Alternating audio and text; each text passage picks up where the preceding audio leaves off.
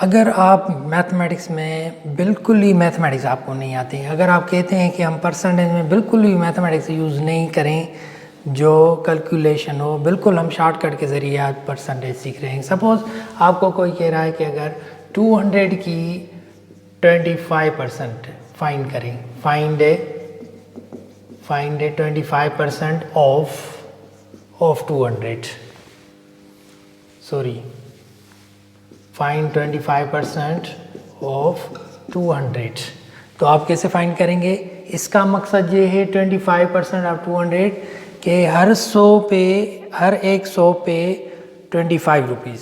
तो अगर 100 पे 25 रुपीज़ है तो 200 पे कितने होंगे?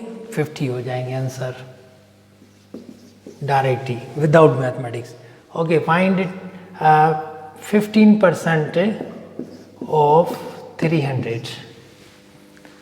100 पे 15 रुपये हैं तो 200 पे 30 हो जाएंगे। On every 100 15% means on every 100, हर 100 पे 15 रुपये।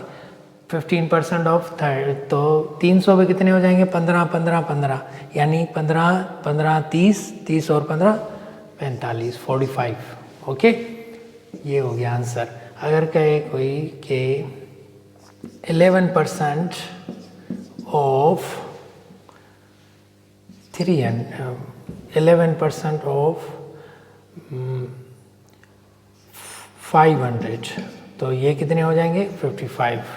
ओके, सिमिलरली आप इसे काफ़ी एग्जांपल सोच सकते हैं। 50% ऑफ 120, तो हर 100 पे 50, हर 100 पे 50, तो ये तो 120 है। अब आप कैसे फाइंड करेंगे? शॉर्टकट परसेंटेज ने हमने परसेंटेज के इम्पोर्टेंट यानी शॉर्टकट्स भी सीख लिए हैं। कौन से?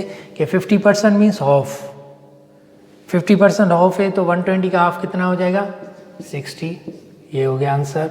ओके, इससे आप काफ़ी, सपोज 75% ऑफ 27, तो आपको पता है 75% मीन्स 3/4 है। तो 3/4 सपोज यहाँ पे है 36, 3/4 यानी इसको 4 का टेबल लगेगी, 4 की टेबल 9 टाइम्स, 9 को 3 से, ये तो 27 हो गया। ऐसे आपको बहुत सारे प्रॉब्लम्स कर सकते हैं। ठीक है, तो